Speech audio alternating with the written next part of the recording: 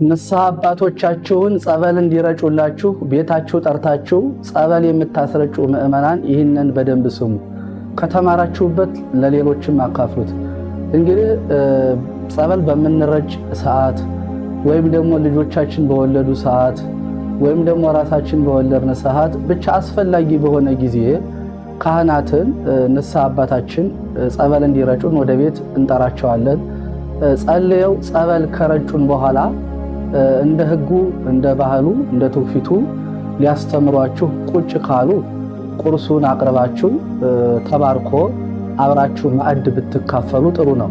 ወደ ቤታቸውም ግቡ፣ የሰጧችሁንም ያቀረቡላችሁንም ብሉ ስለሚል መጽሐፉ ማለት ነው።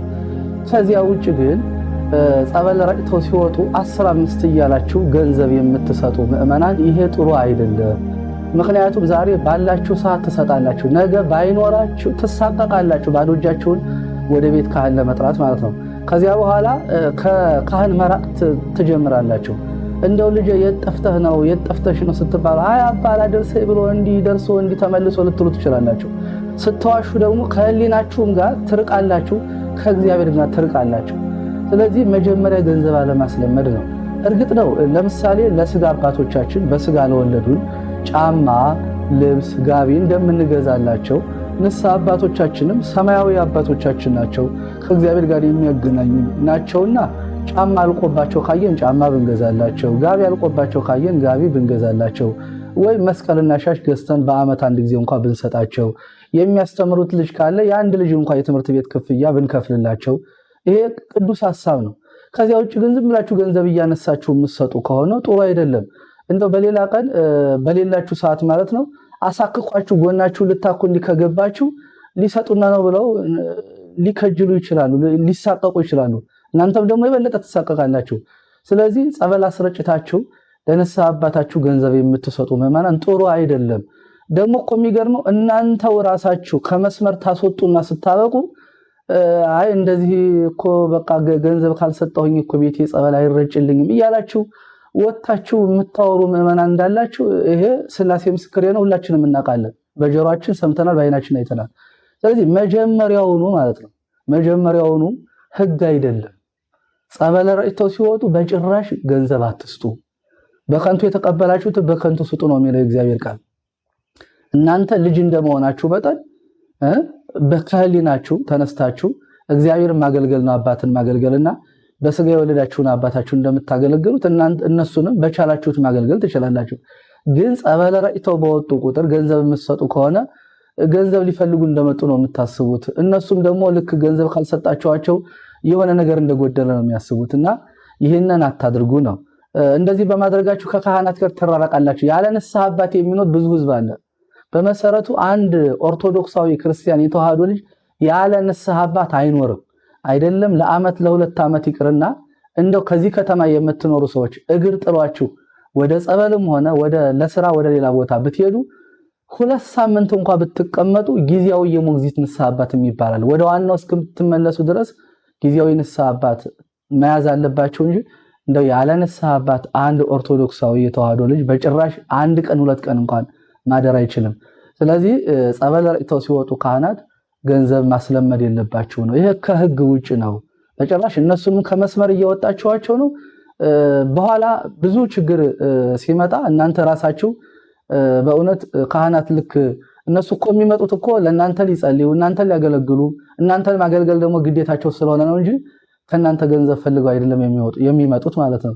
ነገር ግን እናንተው ራሳችሁ ተጀምሩና ከመስመር ታስወጧቸውና ስታበቁ ከዚያ በኋላ ልክ ሃይማኖታችን እንደዚህ የሆነ እኛ ገንዘብ ከሌለን የሚጠይቀን የለም ወደ ማለት ትመጣላችሁና ገንዘብ ጸበል ለሚረጩ ካህናት አታስለምዱ ለማለት ነው። የሥላሴ ቸርነት ከሁላችን ጋር ይሁን። መብርሃን በረከቷ ረድኤቷ አይለየን።